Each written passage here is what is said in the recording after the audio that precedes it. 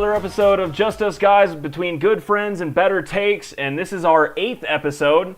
That's one more than Tom Brady has rings, so therefore we're the GOAT, and I don't think anyone's going to debate that. If so, we just say we have one more, and the debate's settled. Super Bowl happened. It was interesting. How was everyone's weekend, though? It was good. Not too bad. I'm glad I didn't bet on the actual game and did just prop bets. Other than the over, obviously, which did not hit. But for the most part, good weekend, not too bad. Yeah. A Carolina dub over Duke on a Saturday is always a good weekend. That is a good time. And also, Jordan Spieth was a good time this weekend. Definitely. Ev, how are you? I'm good. Where's the fedora this week, bud? Fedora is at the cleaners. All right, fair enough. What cleaner are you using? Supreme Cleaner. Lysol. How much?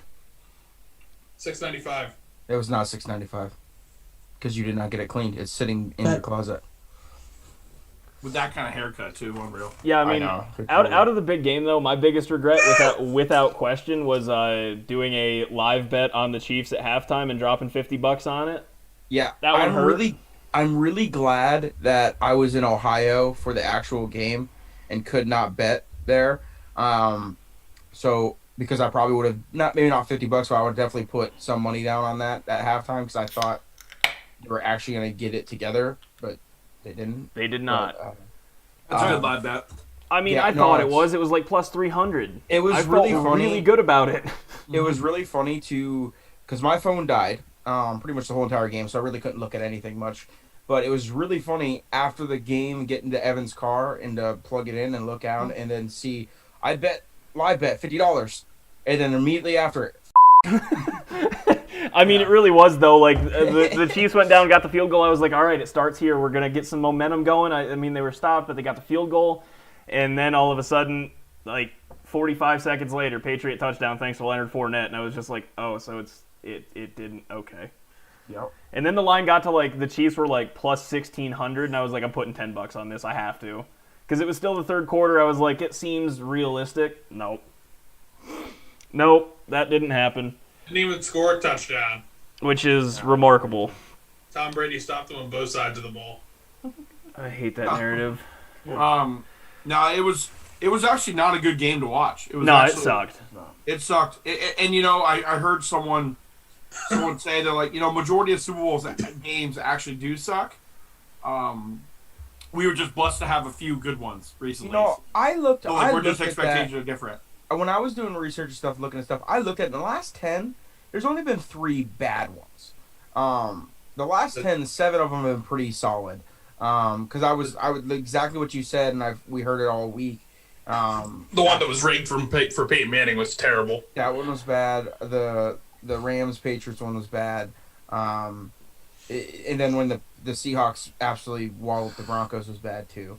But other than that, I mean, this is the 4th one. Then you guys got this one. Yeah. So they 3 or 4. That wasn't like. I was gonna say the Rams, crazy. The 13-3 Rams Patriots one was atrocious. It's horrible. Yeah. Yep. I've never been more sad to watch a football game. Michael was even out here watching it with me. Like, he came out to Denver that weekend. We did a bunch of stuff, and then we were gonna top it off with a Super Bowl, and then that happened. It was We were at our buddies Bob and Levi's in Williamsport, and we literally, Kate and I looked at each other. We're like, "You want to stay the night and everything?" We looked at each other. We're like, "You want to drive home?" You want to go home?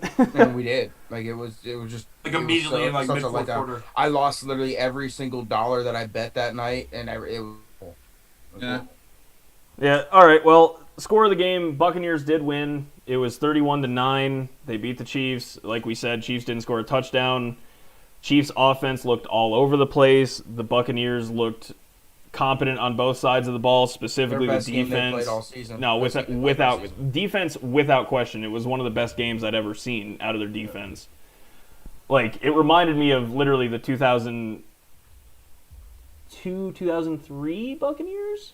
Yeah, 2002. Yeah. 2002. With Brooks, Lynch, Tiki Barber's brother, Rondé Barber on the in the corner. Like, that team's defense. Yeah, that team's defense was ridiculous, and that team was the closest I've seen to it, honestly. Hey, go ahead. It was crazy. I mean, like, everyone's like, everyone's already talked to us even about it. About, Pat Mahomes. I'm like, if you watch that game, there's, like, Pat Mahomes literally did the most incredible incompletions I've ever seen in my life.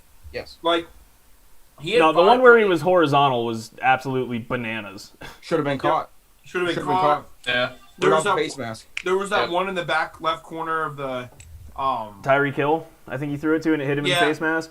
yeah, it was someone in the back left corner that dove for it. That was incredible. I mean, there was a handful that were just like ridiculous. Yeah. No, I mean, the dude tried to make plays, but He did as again, much as he could. like, I mean, it's the same thing. We go back to the Packers. Aaron Rodgers was sacked 21 times all year. 11 of those sacks were against the Buccaneers. Yeah, that front Like- seven's for real. I mean, it is. When it doesn't help, we talked about it last week in the episode that, the Kansas City offensive line was banged up. They were missing 2 starters, which is huge, Yeah. and the center is like the lifeblood of your line, and he was missing. So, I mean, Yeah. it's just tough. I it's mean, tough. Yeah, they were I mean, missing when- multiple starters on the line. So When you would think, if someone had told you that Tampa Bay broke a Super Bowl record, you would think maybe yards in the game, maybe points or something along those lines. They broke the record for 29 pressures in the Super Bowl and didn't blitz. Well, they didn't blitz. What was? Yeah, they didn't blitz 5 times. in the 5 times. first They call blitz. in the first half. Pat was under pressure. 57% of his dropbacks. Yeah. Which you can't run an offense when that's the case. Like, there's just No. nothing you can do. No, and he. So I think it was pretty cool when looking up stuff. It was Todd Bowles in this game. It was only 9.6% of the snaps that they blitzed. It was the lowest rate that Bowles has ever called in any of his defenses. And the top 3 of his top 3 lowest ones are all against Andy Reid. So he's got a recipe I mean, against Andy yeah, Reid. Okay. Don't blitz him.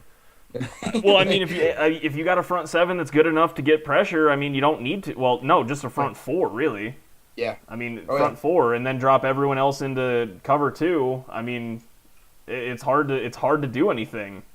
It honestly looked, I kid you not, it looked like a backyard behind the school football game when you did, the 5-second blitz. Oh yeah.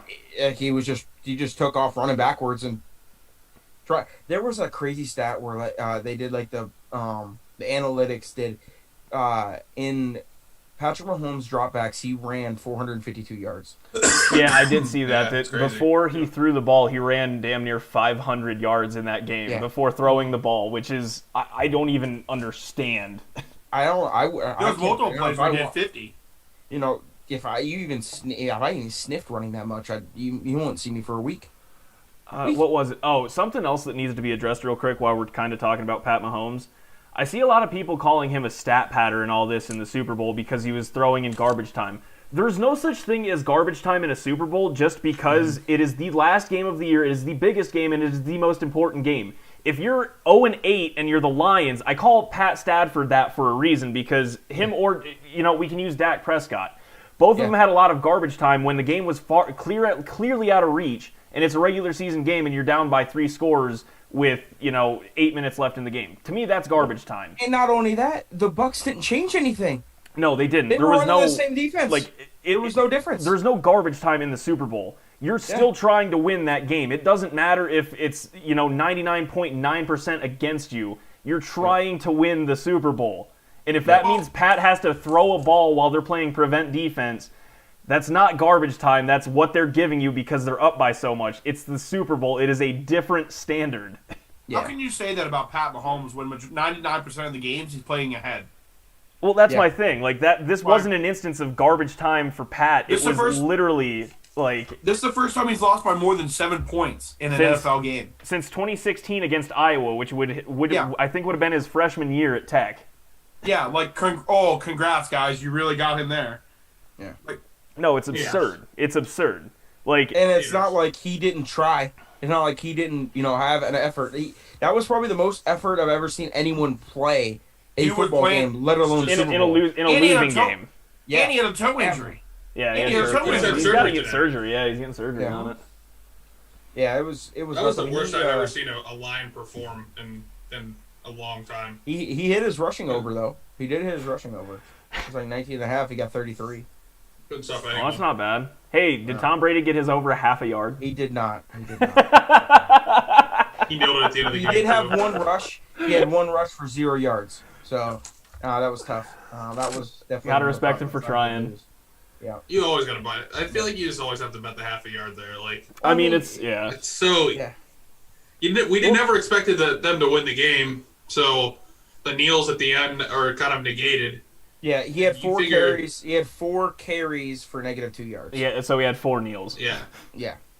No, it's just Right, like yeah. again, I understand the Brady thing because he does like sneaking it in or going for it on 4th and 1, and technically that is a yard. Like I get it. There was a couple times that I was literally like, call it, call it, call it. Like there were so many Well, times. they got stopped on the goal line. Yeah, they got stuff on the goal line Yeah, the they one did. time. They gave it to did get a 4th and 1 on the one. twice. Yeah, like, but that was That was upsetting. I was really happy for Leonard Fournette and played really well in this Yeah. game. Oh. He did very Over well. 100 yards all purpose. Playoff Yeah. Lenny. Yeah. No, also Hey. He goes by Super Bowl Lenny now. Yeah. Super Bowl SB Lenny. Yeah. Also, quick shout out to LaShawn McCoy for having 2 rings and playing 0 snaps in 2 Super Bowls. Iconic. Yeah, and the crazy part, Kate, they were talking about, he had 8 straight seasons over 1,000 yards. 1,000 all-purpose scrimmage yards yards. going into- Yep. So, No, Yeah, I mean it's crazy. Shady's a stud. It's just I don't understand how he doesn't play a snap in either Super Bowl. Like he's clearly a weapon. yeah, it's just the problem is he's got 2 guys in front of him that are, Well, and That's I think it better was the than same right thing now. last year too in Kansas City. yeah. So I'm glad, it was such I had such a weird feeling at the end of this game. Like, it almost didn't even feel like a Super Bowl to me. I don't know why. I don't know, just because of the game, how it ended and everything. But even like usually when Tom Brady, maybe it's because he's not playing for the Patriots. That's probably why. But I didn't even feel like usually when Tom Brady went to the Patriots, I'm like, son of a, again, this time I wasn't that way. I really wasn't like, oh yeah, I was actually, it was really cool to see him win in his 7th, even though I wanted Kansas City to win. But yeah, I had a really weird feeling after the game. I had no feeling towards it. Personally, Over. personally, I just didn't care. I had the game on beside me, but I played video games all day. I just didn't care. Yeah. I just had no interest in it. I did order chicken wings, and I did have chicken wings. That's just tradition. Yeah. But I just didn't care. Like either way, I wanted the Chiefs to win. You guys know my feelings toward Tom. I don't know. I didn't really care for this game either way. I didn't expect it going this way by any stretch. Like, if it was, like, even say the Bucks won 37-31, like, I'd probably turn the Xbox off and start watching that at some point. But, I mean, the Chiefs just didn't have an answer. Whether they didn't try screen passes, they didn't try running, whether literally they didn't have enough time to do anything. Like, it was just a large combination of things. And, I mean, props to the Buccaneers. They had the scheme to beat the Chiefs at every level, both offense and defense. I mean, I didn't see it. I just didn't. I didn't see this happening. Yeah, no, it was definitely a Super Bowl that I didn't think it was good. I literally said, I'm like, I thought the Chiefs were going to win, but I thought it was going to be a close game the entire time, and it just wasn't. Yeah. Just wasn't there. I thought it was a 10-point game, but Well, I mean, hell, our prediction. Okay, so real quick, our predictions. We all picked the Chiefs. I had 37-28. Evan had 31-17. Cal had 34-27, and Cade had 30-20. So I guess Cade might be the Cade's winner probably there. the closest. Yeah. Can you imagine if you bet that the Chiefs wouldn't score a touchdown? What the plus was on that? I think it was big. Yeah. I just I would it, never- it was. Just, I would never do that. I mean, it's like lighting money on fire, essentially. No, I mean it would have been. Such a rare case. Yeah. Well, they've never gone a game without scoring a touchdown. And Pat Mahomes, in his 3 years as being the leader of the Chiefs, and even go back to the week 16 when he came in for Alex Smith in Denver, his rookie year, they still put up like 35 points against the Broncos when it was still the no-fly zone. It just doesn't happen. Yep. All right. Well, this is a topic that Cal came up with. I'll let you guys talk about it first. Is Brady the best winner in the modern era? Yeah, so that was a thing that's been going around literally minutes after the Super Bowl. Are we claiming Jordan is in the modern era? Yes, Jordan was in the modern he was era. within 25 years. So ESPN put a post. It's like saying Evan and I, or all of us, Yeah. weren't born in the modern era. Okay. Yeah. So You know what I mean? Like, that's crazy. Okay. ESPN posted on their Instagram a picture of, it said in 4 corners, A, Tom Brady, B, Serena Williams, C, Michael Jordan, and then D, other. And that's what it got me. It sparked my, like, who is. I wrote a list down. I have 2 off the top of my head. Like, top 5. I definitely put those 3 people in my top 5. They're in my top 5 for sure. They're not 1, 2, or 3. I have number 1 for me, and it could be biased just because of what I'm about. But Tiger's number 1 for me, most dominant athlete we've ever seen in my opinion. Any sport. In any sport.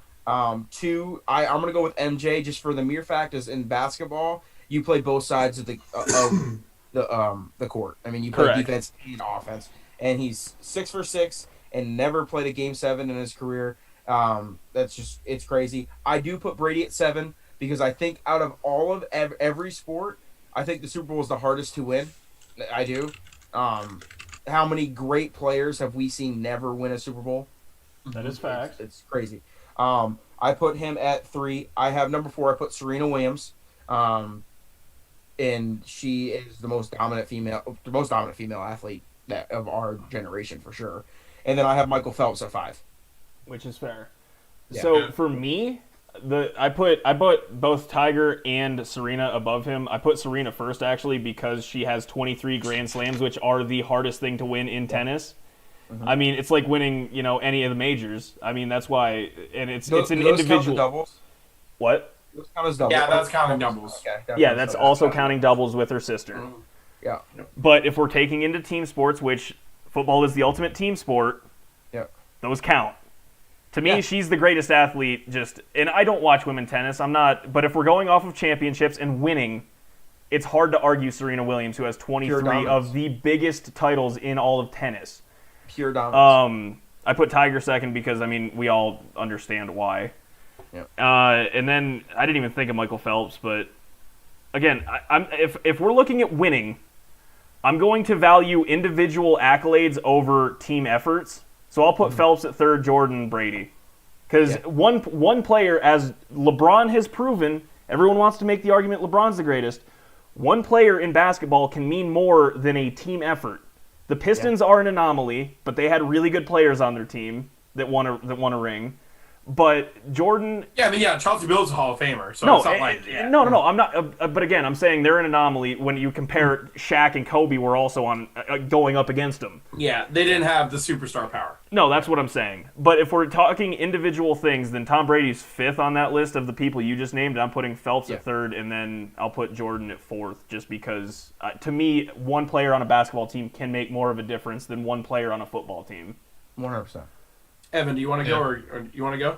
Yeah, I mean, I didn't make a list or anything, but I think my top 3, first would be Tiger, second would be MJ, and third would be Michael Phelps. I'm looking at Michael Phelps right here. 28 gold medals, and he's most gold medals in swimming. He has 28 medals, 23 golds. He's the greatest Olympian of all time. So, correct. He started his Olympic career at 15 years old and was fucking... Yeah. Oh. Tiger now, was grab a medal around his neck. Tied for the most PGA Tour wins in history, and a few back from Jack. Three majors back from Nicklaus. So that's what I think. And proved that he could still do it. Yeah, I mean the best comeback ever too. Yeah. After all that he went through, so couldn't even walk. The way that I looked at it, so like when I first started thinking about it, like football and all the other sports that you could compare. It's football and baseball. Only when you're a pitcher, is like the same to your team as if you're a quarterback. Like this year in the MLB, like there was no even pitchers hitting this year. They only were DHs. Yeah. All year long. So you're gonna like tell me that Tom Brady held Tampa Bay the Chiefs to 9 points on Sunday? No, absolutely not. Did Tom Brady only score 7 points against the Los Angeles Rams and win the Super Bowl? Yes. So, like, right now in my mind, and that's not even counting the other games, like, where, like, they held the Eagles to, like, 21 points. and Tom Brady scored 21 points, but then they got a field goal at the end. Like the way that I look at it is a quarterback, even though it's the most important position on the football field, absolutely does not even come close to how much it means to a basketball player on a court. Like LeBron James, even when he's playing mediocre defense, does more for his team than Tom Brady could do ever, like at any moment in his career.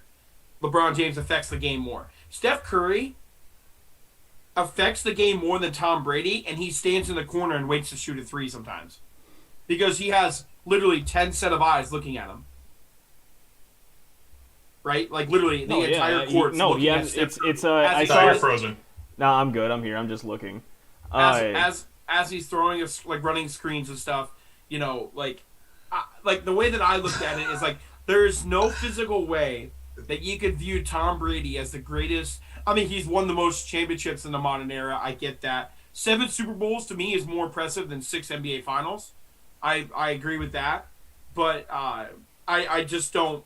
I don't think that Tom Brady is the greatest team like athlete or whatever the.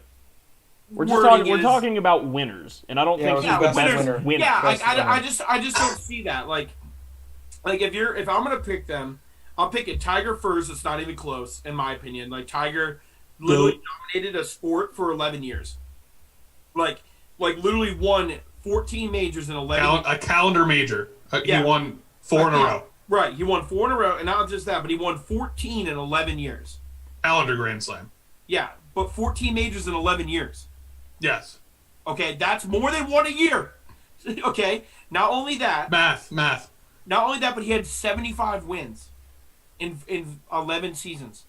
He has 7 a year? Like that you can't even wrap your head around that. He has the first and second record. You are a straight ventriloquist right now. Yeah, you're frozen. You're frozen, and you're talking. Listen, I'm not frozen on my screen, which is the recording thing That's for true. the video. We're good. I like to see your reaction. Anyways, Tiger holds the record, first and second place, for the most consecutive wins, and it's 7-6. He also didn't miss a cut for like literally. Yeah, he has a cut record. Yeah. Yeah, so I saw a stat McElroy, this week. yeah. He has the 2028. 26. Yeah, the something like that. 2026 players, I think. No. McElroy would have to play every event. If he played in every event till the Right. 2026 majors, he would then have to make tie. He would tie Tiger's record. Yeah. Yeah. So for me, it's Tiger. For me, it's Tiger, and like it's not, and like I just can't even like I don't even have to explain myself. But then for me, it's Michael Jordan because Michael Jordan, he did it, retired, came back, did it again. I don't think there's ever been any athlete in history of sports that did what he did. Like he literally It's a dominated. different sport. Yeah, he dominated the league for 10 years, but only played like 6 of them. Like, you know what I mean? Like, he dominated 90, 91, 92, 93, 95, 96, 97, 98. Yeah, he played 7 or 8 seasons out of a decade and won 6 championships. Like, I get, like, Tom Brady has had 3 Hall of Fame careers within his career, and, like, that's crazy. But I just don't see that. And then I would say Michael Phelps is third. The only reason why I put Michael Phelps over, why can I remember her name? Serena Williams. All right, we're all the way back. Cade, you left off with Serena Williams. You couldn't remember her name. Oh, okay. So you want me to start? Yeah, just pick up from there. All right. So what I was saying is about Serena Williams is like I don't put her ahead of the other guys that I said because, and this you guys might differ in opinion, but like in female sports, the talent gap between the best and the second best is so much wider than male sports. Like you can make a debate about LeBron and KD every day because they're so neck and neck, and it's because they're both really, really talented. And I'm not saying other female tennis players aren't talented, but I will say that for a majority of Serena Williams' career, there was pretty much nobody that was threatening her at the top. Maria Sharapova would argue with you. Yeah, but also, okay, wait. If you're gonna make that argument, though, the same thing can be said about Tiger. If he's that far above everyone else, just like she was, then there is no real competition. Well, that's where what I'm saying is that she could have played against the men. No, she Yeah. could She could have have. played against men. Yeah, but the thing is, though, is that people were still winning other than Tiger. Like, people, it's not like people still didn't win. And I'm not saying other people didn't win when she's, like, playing in majors, but I'm pretty sure, how many majors she had? 23? How many years was she a pro? 23 by herself, 37 including doubles. Yeah. Okay, so she has 37. Let's just say 37. How many years has she been a pro? Since she was like Her 16 she or won her like very first Grand Slam Cup 99. Okay, so, like... She also we'll she say, also like, has 4 gold medals. 20 years. Okay, so we'll just say, like, 20 years. So, like, yeah, like, obviously she's incredible. I'm not saying she's not. I just don't get riled up over that as much as, like, an NBA player winning 6 titles. Again, I agree with harder. that, but you have to acknowledge the greatness that is winning And I 37 am. of the highest titles ever. Yeah, and I am. I'm just not putting her over the other 3 guys. I put her at 4, and then I put Brady at 5. Which is fair. Yeah, so I have her at 4. See, I'm putting her at I think 1 or 2. I think 1 or 2. I mean, she won Australian Open 2003, 5, 7, 9, 10, 15, 17, French Open 2002, 13, 15, Wimbledon 2002, 3, 9, 10, 12, 15, 16, US Open 99, 2002, 08, 12, 13, 14. Like, I mean, she's pretty fucking good. Oh yeah, for sure. No, that was the whole thing about this topic that I saw. It literally immediately when I popped out, I'm like, oh, this is a great thing to talk about, just because there's so many avenues you can go, and but I was just so surprised not to see Tiger's face on that screen. No, that's why I made that face when you brought those the A, B, C, D, other. I was like, wait a minute. I would rather see Tiger's face than Jordan's. Like, in that picture. Because, No? again, if we're talking individual success, which I'm valuing individual winners more than a team thing. Yes. Yeah, And that's what it is. 100%. It's not the New England Patriots, and and then the other sports. It's literally individual winner. Who is a better winner? And I mean, granted, Tom Brady's regular season record is phenomenal, and his playoff record phenomenal. He wins football games. He always has. But I gotta go with a guy like Tiger who's by himself, Michael Phelps who's by himself, No, again, Serena individual. Williams who by just herself. It's really, for me, it's the degree of how much influence you have on the game. You know, Tom Brady has the least influence on the game when it comes to when you're comparing him to Michael Jordan or Tiger Woods. So, with Tiger Woods being the most, and that's why he's my number 1. Honestly, yeah, Serena might be the closest thing to Tiger Woods, by the way. She spent 186 consecutive weeks at the world number 1. In total, she spent 319 weeks as the world number 1. Yeah, that's crazy. So she might be the closest thing to Tiger Woods in an other sport. Another sport. Yeah.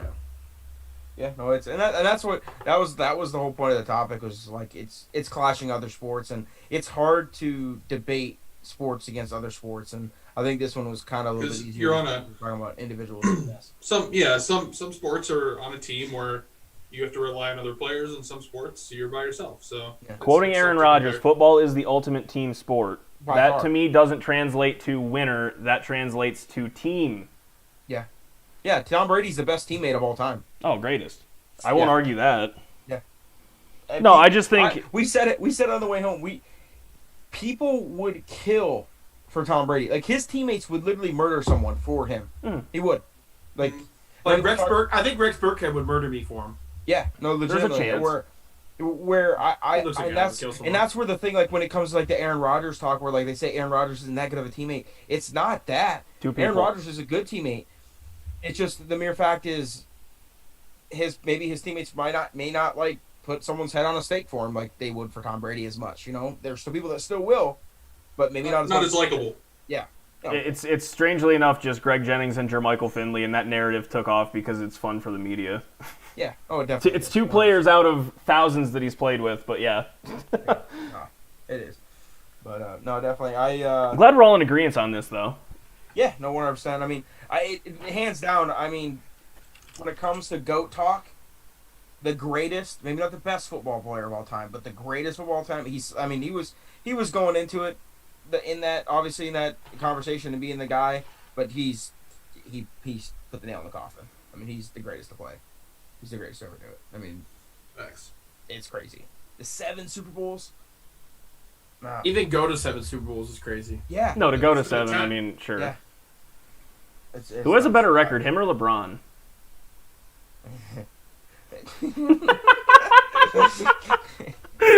No, but like when it comes to Super Bowl and stuff like that, it was crazy. But I think to touch on the smartest thing that we saw all week when it comes to the Super Bowl, I didn't see his name, but the streaker is big brain. by far the highest IQ play I've ever seen in my entire life. I mean, The fact- massive brain. The fact for those who didn't see the story or anything like that, obviously everyone who watched Super Bowl saw the streaker run across the field in his pink Real quick, this story Anyway. is alleged. There is no confirmation. It is No rumored, confirmation. but it seems to be pretty true. If it is true, it's like I said, it's the smartest thing ever. The gentleman who ran and streaked across the field in that pink singlet thong looking thing, It's awesome. he allegedly made a bet for how much was it? What was it? 50K. 50K. Yep. 50K on the odds of plus 750 that there was going to be a streaker during the Super Bowl.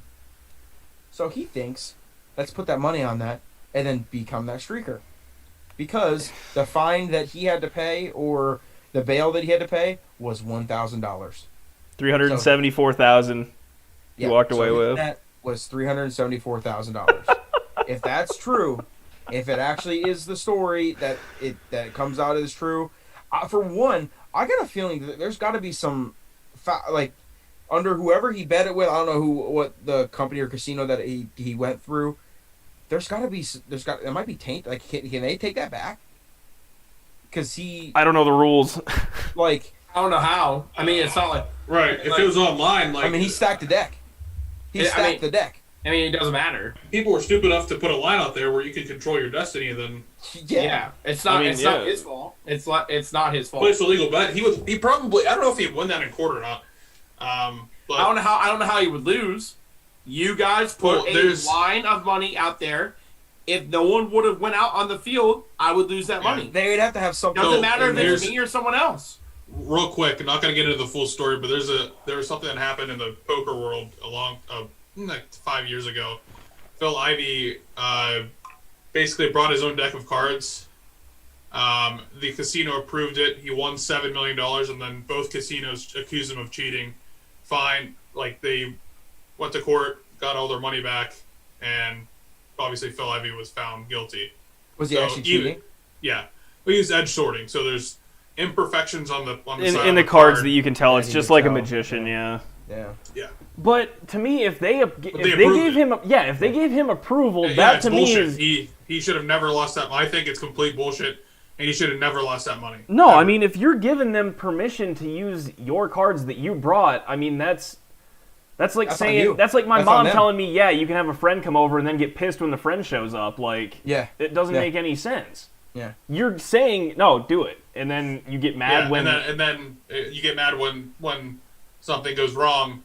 You should have done your due diligence and looked at the cards or not made that Or just line say available no. for FanDuel. Yeah. like to me no the streaker one is a strange one as far as like legality goes, because I mean you are controlling your own destiny. Like, yeah, let me just take out 50K and put it on myself. Like, Well, so you gotta think. only pay $1,000 bond, and then what are the fines? You know, is it? No, that was it. Is No, it a that's- felony? it's That's it? literally you get detained, you get thrown in jail, and then your bond or your bail is $1,000. Probably, yeah. Probably banned from all Super Bowls, and Yeah. There's a But chance who he's probably who banned gives a from fuck? Raymond. Yeah, if I don't care Hey, if I'm banned from Raymond I'd be James the- Stadium. I'd be the first one to say, "Hey, you could ban me from every Super Bowl in history if I'm going to make $374,000." No, the thing is that the past 2 years we've had a streaker on the field. Last year we had that Instagram model with a very nice caboose on her. that showed it off. While Are you talking about Julie Rose? Because that was Yeah.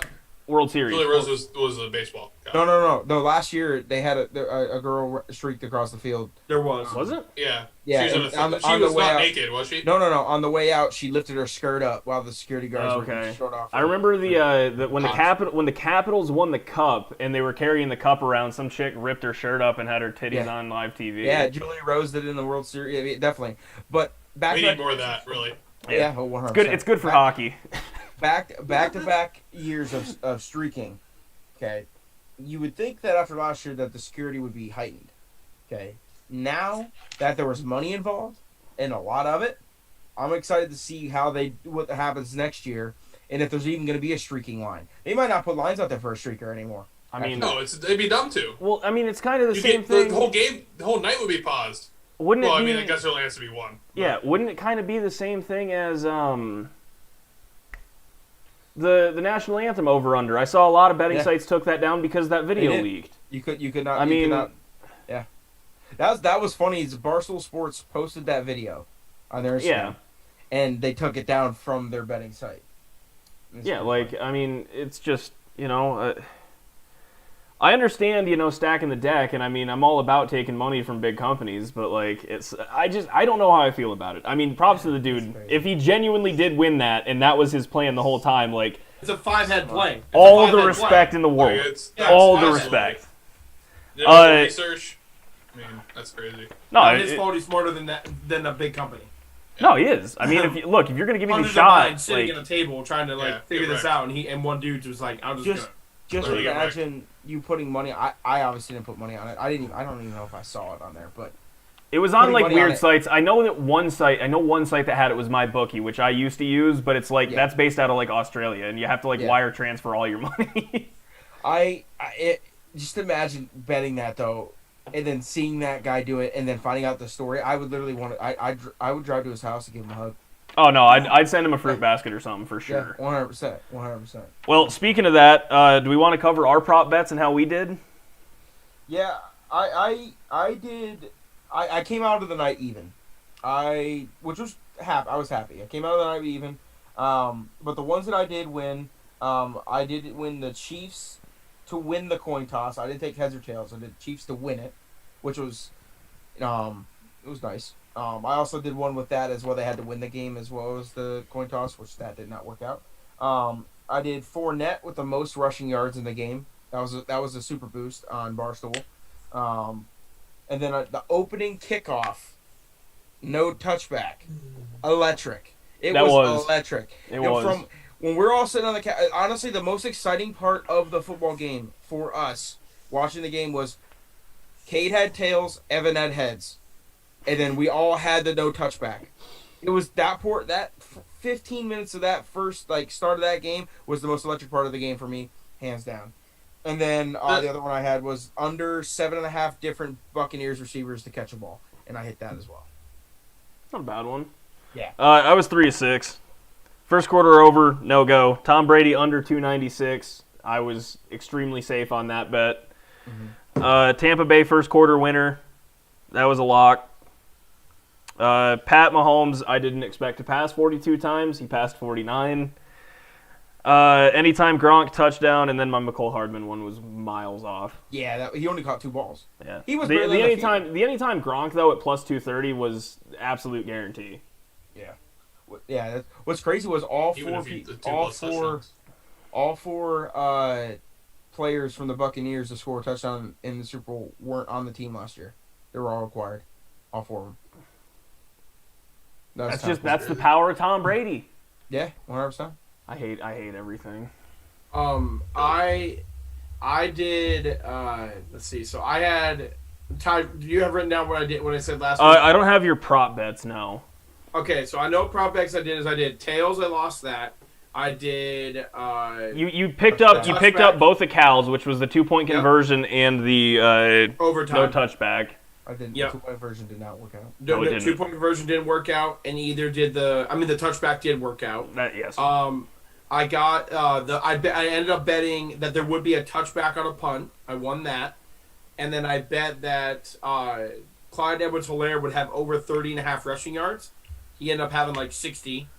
So I hit that. And then I lost Darnell Williams over 13.5 receiving yards, and he had 9.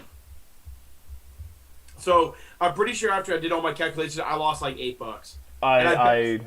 I'm in like minus 100 because I put a lot more prop bets up the day of. But I lost $75 on the coin flip. So I fought back hard, baby. I fought back really hard. Evan had 150 on only 8. Evan had 150 on heads. Kate had 75 on tails. There was a lot of money on that coin. I was gonna say that's a big flip right there. Yeah. It was electric. It was. Yeah, no, I kept seeing prop bets and like player props and everything. I was just like, I gotta do it. I'm putting $5-10. Like I had Kansas City's 2 running backs over 80 yards for rushing. Nope. Yep. Oh, I remember. I remember my prop bets. I only did 2. It was the heads, and then I prop betted a safety, even though I didn't do it. Oh, I was close. It was really close. I was thinking of you when Pat Mahomes was on the 9-yard line the one time. I was like, oh my God, Evan might hit this. He was. Well, there was one. He was on the 1 when he threw that one right over top of the center's head, like that. There was that clip of that, like that. They were on the 1-yard line. Yeah. Oh well, Evan didn't have a lot of money on the prop bets. He had a lot of money going into the game from September, which was pretty impressive. That he had both of the teams in the Super Bowl to win the Super Bowl. And how much did you profit of? Guys, it's amazing that Evan picked the most favored team. Who would have thought? Who would have thought? Not I me. still won $100 from him. Not me. I would have never thought that. Regular season Tampa Bay was not the most favored team. Oh, but was Kansas City? Well, yeah. Oh, okay. They were plus, though. Yeah. They all are plus. No matter 20 to win 140. No matter what, Evan pulls out his phone and he goes, "Who's the favorite? Bet. Done." I'm about to put a Packers Bills game in for the Super Bowl this time. Yeah. Why not? Jealous, Skate? Jealous? No, you were just accused me last week's show that I make easy bets. As you make that bet of all bets that I made. All right, so those 2 bets are not the easiest. Okay, so that's an easy bet. Easy bet, sure. I'll give you that. Okay. I just want to make sure. But yours, you're in the double digits for now. I mean, we're talking almost double digits for you, bud. Brooklyn minus 1,200 money line. Ty literally went through and said that I've never bet a money line bet. Hasn't. So I have on a. I don't know what else you want me to say. I have not. I take a spread every single time. Say you did make easy picks. Well, we can move on. I also pick a golfer to finish in the top 10, where all he has to do is hit one ball OB, and that shit's over for the week. Like, come on, bro. Like, you gotta like. Hard to do when you're a pro. Here, you know what Evan's gonna pick this week? He's gonna go. LeBron to start his next game. Yeah, it's a lot. That's my bet. That's not a lot. That is not a lot. If you want to win money, that's my bet. Ride with me, baby. Nope, I'm betting. That's LeBron the farthest thing from the truth in this podcast. I was the only one to win one last week. No, you weren't. I won, mother. Ty got one. Hey, write it down. Write it down. You said the MF. You said. I know. Thank you. Oh, God. It's like the 8th one this episode. No, it's not. No, it is. It definitely is. Cal's dropped 2. Cade's had 1. I've had 2. The floodgates are open. I tried. I went 7 weeks without doing one. No, I went 7 weeks without saying one, and now the floodgates are open. I've never ever. Oh my God. Stop. Stop. All right, let's really quick. I just want to touch on the NFL honors, and then we can move on. The last thing on the NFL, just because it happened, we did make in our very third episode. That's great vocabulary there, Ty. In our third episode we recorded, we did do predictions on who would win what. We all got the MVP, Aaron Rodgers. Josh Allen. Hey, he did get more votes than Mahomes, though. He got 4. I didn't see what the votings was. What was that? 44, 4, and 2. And yeah, I think Derrick Henry got 1. Whoever voted for Josh Allen and Pat Mahomes are stupid. I agree. You guys are right now. So yeah, Aaron got MVP. Stefanski got Coach of the Year, which Evan got that, didn't you? I got that prediction right? Yeah, somebody. I was gonna say it was either it was Stefanski or McDermott. Yep. I jokingly put down Matt LaFleur. I went back and looked. I jokingly had Matt LaFleur. I picked, no, you didn't. That was a number pick. No, it Who was. did I pick? I picked from Brian Flores. I picked Brian Flores. Yep. Dayball got assistant coach of the year from the Bills, so there's your honorary pat on the back, Bills. King Henry got offensive player of the year. Justin Herbert got Pepsi next rookie of the year and AP offensive rookie of the year. I had Justin Jefferson. I think I had Herbert. I think everyone had Herbert except me, honestly. Well, I said that Herbert's going to win it because he's a quarterback, but Justin Jefferson, I think, should have got it. I agree with that. Chase Young got defensive rookie of the year, sorry. Alex Smith got comeback player of the year. I mean, we all saw Name the award. There was one vote for Big Ben. Big Ben. Good for him. And everyone freaked out. Pittsburgh voted for him. It was me. Pittsburgh didn't have a vote on that.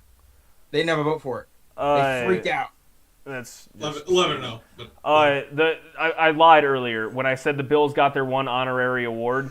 DraftKings Daily Fantasy Player of the Year, Josh Allen. Yeah, which is very God, cool. I just fell. Yeah, that's hey, great job there. My Can we God. get to the defensive player of the year so I can freak out? Hang on, pause. Wait. I have never Pause. heard that. You know what that's like saying? That's like someone being like Rory McIlroy won the cottage cheese cream whip special in Ireland. Today. Bud Light. Who the fuck cares? Hey, Bud That Light was racist. celebration of the year, Chase Claypool. Yeah, So, it was the birthday candle. Shout out Birthday Steelers. candle. Real quick, just a quick nod to We're the just Pro giving Football out awards. Pro Football Hall of Fame. That happened also. Alan Faneca got in, Yeah. deserved it. By the way, he's super skinny now, like Oh, yeah. CrossFit He is. skinny. We talked about that, like how much offensive linemen. Lose weight. Oh yeah, no, they just turn into absolute juggernauts of human beings. They don't look It's like the they same cut all their person. fat off. Just Joe Thomas looks like he'd run up and down the court. As a No, center. Joe Thomas would murder a human being right Yeah. now. The dude is jacked. Yeah, it's crazy. Tom Flores, head coach. Don't really know much about him. Not gonna apologize for that. Calvin Johnson, John Lynch, Obviously. Peyton Manning, Obviously. Bill Obviously. Nunn, who was a scout. I don't know if I've ever heard of a scout Big. getting in. Big Dude, fan Bill of Bill Nunn. Nunn. Big fan of Bill Nunn. Huge Bill Nunn. Huge. This is a huge Bill Nunn podcast. I got a apparently. T-shirt. I got a T-shirt in the back that says "Big Bill Nunn guy." He's a Drew big Pearson science guy. and then Charles Woodson were the Pro Football Hall of Fame class of 2021. Yep. And now is the time that we need to talk about the. Wait! Before they go off, I have one comment. I don't know if anyone saw this, but it's a very, very interesting thing. So when they were discussing Peyton Manning about being a first ballot Hall of Famer, the committee was sitting in the room, and they said, "All right, next up is Peyton Manning." They pulled his folder. They pulled his folder and said Peyton Manning. Not one word was said for 19 seconds. And they said, yeah, I think we're good here, right? Just- 19 yeah, seconds too. just Just 19 move it. seconds too long. And they put him in the yes bin. Just all right, yeah, 19 that's a seconds question. All right, Yep. no, it's not. Yeah, and literally someone said, one of the guys in the committee came out and said, like, yeah, it was only 19 seconds, and it was 19 seconds too long. And that was it. I just wanted to throw that in there because I thought that was a really... Yeah, I mean, there are just certain Yeah, players yeah. where it's like, all right, okay, here you go. Yeah. You might as well just. You don't even look at the. Why does he even have a folder? Yeah. He there. should have. He should have been handed a jacket the day he retired, but it's Yeah. whatever. Well, I mean, what? Him, Calvin Johnson, and Charles Woodson, I believe, are all first ballots. Yeah. Yep. Or Yep. first go. Yep, they were all first ballots. Also, I love John Lynch, and I loved John Lynch as a Buccaneer and a Bronco, but I don't know if I like him though. A huge fan of him as a player. All right. I hit like a mother vote. Yeah, he did. All right, boys, go off. I don't really have anything to really go off about. Well, it's a other joke. than- It's a it's joke. so freaking Yeah. preposterous It's a joke. that he got snubbed leading when there was that comparison on Twitter where he led out of like say 9 10 out of 10. It was 9 forced out of 10 forced or 8 fumbles out was of the 10 only stats, thing he yeah. didn't beat him in, I think. As a rushing player, as a defensive rusher, Like- the worst part about it, very much like the pat on the back thing. The best part of the funniest thing about it was they didn't give him the defensive player of the award, but then they hand him the award. I can't remember what the award is called. Deacon but for the Jones. most- It's the Deacon Jones for most sacks Deacon in the Jones, season. yeah. for the most sacks of the year. It's like, okay, you don't win this, but you led every statistical category for a defensive rusher. Here you go. except for 4 fumbles. Yep. Here you go. Here you go. You know, In which Don and went for. I said multiple times that if they would have given it to Xavier Howard I wouldn't be that mad. I wouldn't be as mad as I am if they gave it to Darnold. Darnold is a generational Donald, whatever. There you go. Darnold, Sam, redhead, big guy, whatever. He is probably going to go down as maybe the best defensive player we've ever seen. He very well could. If he's going to lose it to anyone when it comes to that, lose it to him. But I wouldn't be as mad if they gave it to Xavier Howard because it's a completely different position, and he had a better year than Stephon Gilmore, in my opinion, when he won it last year. But it was ridiculous. I mean, I actually thought it was a joke when I got the update. On my phone, I thought it was a joke. I thought it was a joke. It's not even close when you compare them their years this year. Aaron Donald's probably better than TJ Watt overall. He definitely is. 100%. No, he 100% is, but this season he wasn't. He's the best defensive player in the NFL. So Best give the football player in man, the NFL. yeah, give the man his credit. Now, yeah, I'm waiting. No, I truly, like, when I also saw it, I was didn't play a game. No, I was going to say, TJ played more games, too. Like, played more snaps, which is the only thing that matters. Like, games don't matter. It's who's on the field more.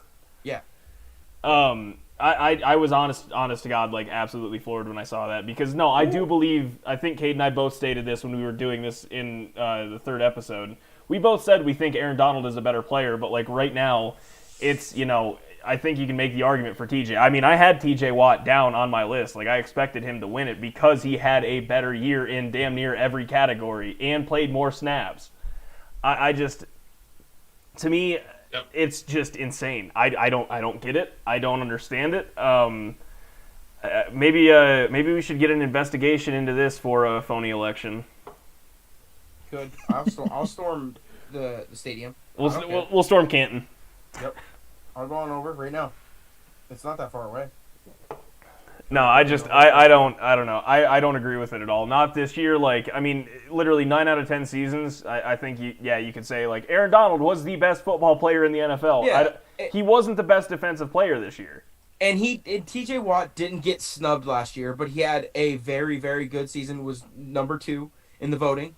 But this year was a snub. It was an absolute snub. Also, didn't he post the thing of the meme of Michael Jordan that said, "And I took that person"? That's awesome. Yes, that's so good. Next year, he's gonna have 22 sacks next year. No, he might break the record next year, just for everything. There's a good chance he breaks a quarterback's neck. Just not Joe Burrow. Take it out on Lamar. Deflect it. He's gonna deflect. He's gonna deflect his anger into the next person. And if he gave the old decent bomb to Rodgers? Just because they do play in Lambeau next year. They do. I'm saying. I just looked this up just because I heard it and I just wasn't sure. Even though it doesn't matter, Aaron Donald played 9 more snaps than TJ Watt. Like that's is that including the postseason? One less game. Yeah. No, that was regular season. TJ Watt played one less game than Aaron. I could have sworn that I saw a thing that TJ played more per than game. him. Aaron Donald played more snaps, but that doesn't mean anything. That's not enough to change that. But it's not. What it's 9 snaps like. Well, I mean, I can't be a hypocrite and say statistics either as well. Well, yeah. I mean, I can't be a hypocrite and say you got to be on the field more, just like not even 3 minutes ago, because that means more to your team than games. But in that case, then yes, TJ Watt did more in less snaps, which still is pretty damn good. Yeah, like I just don't understand how. Yeah, I don't think it was. I will tell you guys right now. Me, Cal, and Evan have had this heated argument till like we were red in the face. Stephon Gilmore was the defensive player of the year last year to me, and obviously I think to a lot of people. But this year it was TJ Watt, and I don't know how they didn't give it to him. I know that like the more research I read about it, it was all about metrics and how many times they brought in like double teams and shit instead of just going off of raw stats. They tried making it a thing about like the advanced stats and stuff. It's like, no, let me look down this list. TJ's better in all but one category. All right. Yeah, it'd be different if we had this discussion earlier as a group.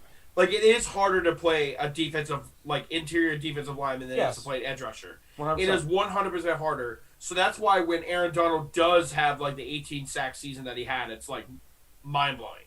But I still don't think this year that Aaron Donald. should have got it over TJ Watt. I think no matter. I mean, you could give it to Aaron Donald every year. Then, if you give it to Aaron Donald this year, you could give it to him every year. No, there's no Yeah, justification not it's to. Yeah. By the It's way, like, he's just that good. fun fact: Aaron Donald has won 3 of the last 4. Gilmore is the only one. Prior to that, Khalil Mack won 1, and then Watt, JJ, won 3 out of 4 with Luke Kuechly in there. Suggs won it from the Ravens, and then in 2010, last Steeler to win it, Palamalu.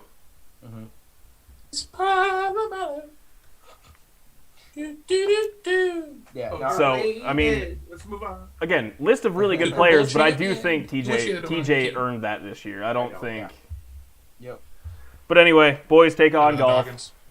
The Eagles had Brian Dawkins, which I think you can make. Palamalu, much better. Much better. Stop. I caught Todd's eye too. Yeah. Okay. Maybe I wouldn't say the word much.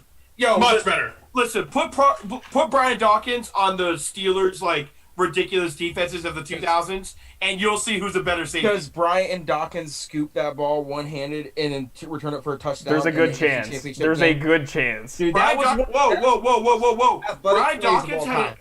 time out. In one game, Brian Dawkins had a punt return, like a block punt return touchdown, a pick 6, and a fumble recovery return in one game. So before we go talking about amazing plays, that was one game. But who's that against?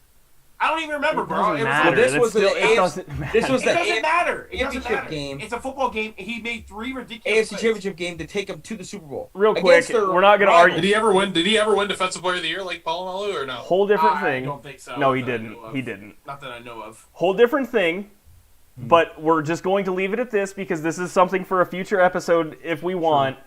Palamalu, Ed Reed, and Brian Dawkins are the 3 best safeties of Yes. our lives. Yes. And Charles Woodson. And the Don't forget. best Charles Woodson was a corner But then he switched to safety though. And he was in really, like his really last good. in like his last 2 years. He was a corner And for he- the Packers. He had like And- he had like 15 interceptions in his last like couple years as a safety for the Raiders. I'm just saying he was really He- good. And the best hair. Started with the Raiders, finished with the Packers. Yeah, opposite. But also John Lynch is in that conversation. That dude was really really good. No, he was good, but he didn't have the Yeah. numbers.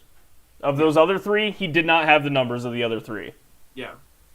And then we bring Rodney Harrison into it. We can go on, but I'm saying those forgot 3. about I'm Rodney saying those 3 are my 3 best safeties I've ever seen.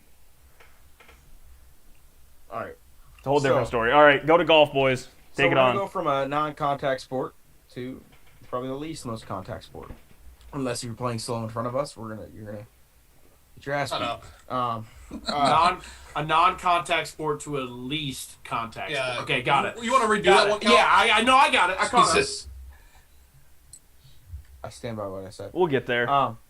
Anyways, What? we had one of the most electric tournaments this weekend with actual fans, somewhat, and it has everything to Love do it. with one player, and his name is Jordan Spieth. Cade, if you want to take it away, since So, if anyone knows who Jordan Spieth is, he was 19 years old and he finished second at the Masters. And the PGA Tour literally labeled this guy as, well, first off, he was 16 years old and he played in the, what tournament was Sam Byron Snead? Nelson. The Byron, not Sam Snead, the Byron Nelson. He was 16 playing in high school and he actually made the cut at a PGA Tour tournament when he was 16. youngest to ever do it. Youngest to ever do it. And then he goes on. He actually won a national title at Texas because, Texas is one of the best golf programs in the country. And then turned pro when he was 19. And he finished second at the Masters. So then everyone at that moment was like, oh, this kid's going to be amazing. Blah, blah, blah. He ends up winning the next Masters the following year. He ends up winning 3 majors in less than 3 years. He also won the back-to-back the year that he won the Masters. He won the Masters, the U.S. Open, top 5 in the Open, and top 5 in the PGA Championship all in the same season. He was getting compared to Tiger Woods, like, at a very early age. He was, like, 23 years old, and people were talking about him being the next Tiger Woods. He then fell off the face of the earth. He won the 2017 Open Championship, and he has yet to win since. So, anyone who follows golf knows who Jordan Spieth is. They love him. He's one of those guys that you root for just because if you know him, you get the story, his family, blah, blah, blah. And shout out the No Laying Up podcast. They tweeted something during this weekend when he was playing well. And he said that nobody in the world of sports moves the needle. Well, I would say the world of golf. Golf. The world of golf moves the needle more than Jordan Spieth, other than Tiger Woods. Well, I was gonna say, are you saying that he's taken Tiger's title because that's a big deal? Nope. Other than Tiger Woods, literally anybody who loves golf or even casually watches it hears Tiger Woods is like making a run. Like everyone's to the TV, and this weekend everyone went to the TV when Jordan Spieth was playing on Saturday. He shot a 61, which is ridiculous, and his best a score bogey tour. free. It's his best score on tour, and the dude went absolutely bonkers. It sucks that he couldn't close the deal. He finished tied for third. I mean, still, no matter what, a good week for a guy. His first top 10 in almost a year. Yeah, a guy who has not been competing that well. But it was so much fun to watch. Evan was texting me, immediately. It's like he made like a birdie on the third hole. Evan texted me Spieth with 3 exclamation points. Like he just captivates you, and the way that he plays is so relatable, but unrelatable at the same time that you just love to watch him. And he missed in the first 2 rounds. He only hit 23 of 56 fairways. What was I gonna say? I saw a thing in the first round he hit like 3 fairways. Yeah, shot 67. Like that to me is just bonkers. Yeah, and then the next day I think he hit like 8 fairways and shot 61. He's playing the people's golf. Yeah, that's why he's relatable. He hit more shots out of the desert sand than grass. Yeah. I've been a Jordan Spieth guy for years. I've ridden the valley. I went to the peak. I've now been in the valley, and this weekend was the first time where I felt like we just itched up the mountain again. Like we're just starting the ascent. So, as a fan, it was great. As a fan for golf, as all of us are, like it's great to see. He's good. He's great for the game. I mean, everyone loves him. So I hope that he competes well, and I know that Evan and I already put a little money on that Masters outright championship, didn't we, Ev? Yeah. So it was good, and even with the tournament too, Brooks Koepka coming from left field and winning the thing with that chip in eagle on 17 to go up 2 shots was great. No. I mean, he short-sighted himself, and he knew exactly what he was doing on purpose. The world Okay. shook in their shoes They did. when he hit that shot. 100%. Everyone, 3 groups back couldn't putt because of it. It was insane. They heard the roar. Yeah. Yeah, no, he that chip in on 17 was crazy. He short-sided himself, but he did it on purpose. He hit it exactly where he wanted to.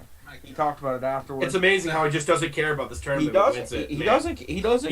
You almost gotta add that as another notch. It's almost like 2 wins. They literally were showing him after he finished. He signed his scorecard. And he's sitting on the veranda of Literally the on his phone. Yeah, he actually literally looked getting like he did nudes, not getting care. nudes from Sarah, his girlfriend, and getting nudes, just chilling. And Her name's they not go Sarah. whatever. What are we talking about? Brooks Koepka. Koepka. I just said I said a name. I was just going, whatever. And he gets a tap on the back of the shoulder. Same thing. Gets a tap on the back of the shoulder and says, "Oh, hey, you won." He looks at the camera. He's like, "Sweet." Did he have a fat lip in or what? Probably. He always does. He did always. Dude, he loves. He always does. Yeah. Yeah. If Brooks Koepka That's doesn't the- have a huge lipper in, he's not playing golf. Yeah. Dude, the Low one time key. I saw him walking at I think it was the Masters or one of the majors, he just just pulled out his Grizzly tin and just did a whole scoop He and ain't just afraid. He ain't afraid. He Low-key. gets right after it. Those guys like DJ Koepka literally have a lip in to stay concentrated and pop an addy before each round. No, they're my type of golfers, dude. When I came home, Ricky's been known to take multiple Adderalls before the game. Yeah. no, boys, when I They came take home and Bob played with Adderall you guys, pretty publicly. me and your dad, me and Kurt were very hungover at that thing, and then on the 7th hole, I threw a lip in birdie. I was like, all right, we're back in business. That's all it takes. Yeah. No, it was really cool to watch. I mean, on Sunday, honestly, like we talked about, I was more excited for the Waste Management Open than the Super Bowl. I was when Jordan Spieth was tied for the 54-hole lead the first time in 3 years. I was like, I'm more excited about this than the Super Bowl. I was. Was a bit disappointed. Stenson didn't really, wasn't That's really. it. He was up there. He did Hendrick. kind of he did kind of Hendrick come back. Stetson. Oh, I'm sorry, Stricker. We're We're all over the place. Yeah. He's Stricker. That was really close. Yeah. Swedish, a 6'5" Swedish man to a 5'10" Hey, American. Really ST. close. Same first two letters there, Cade. Hendrick Stetson. Stenson is Stricker. Yes. ST. They sound nothing alike. Stenson Stricker. Oh my God. Hey. Regardless. He tried. He was Yeah. there. He played great. It was awesome. He was there. That was Old man awesome. golf. Yeah. He's piping at 250 and shot 16 or 17 or whatever it was. Yep.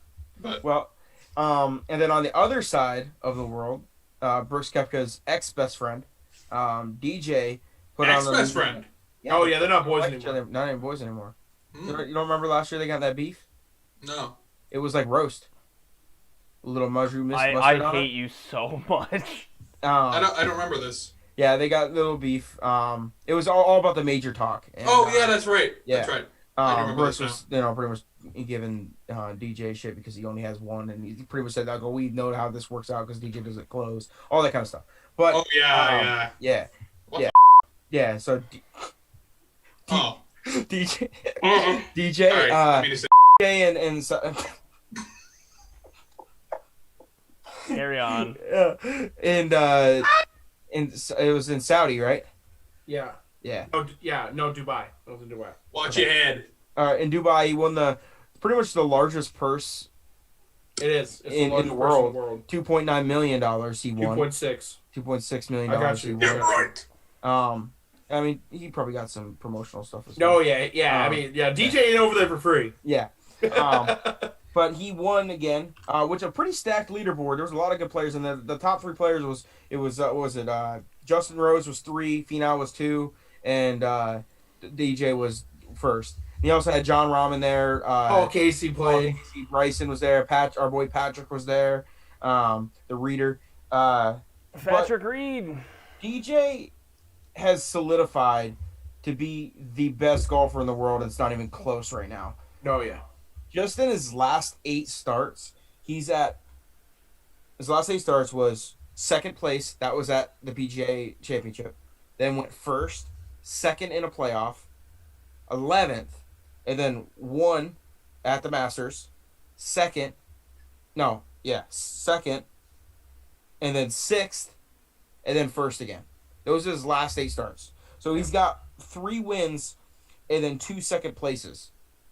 Yeah, and I saw like a similar stat. In his last 9 starts, he has 3 wins, 3 second places, and 2 top 10s.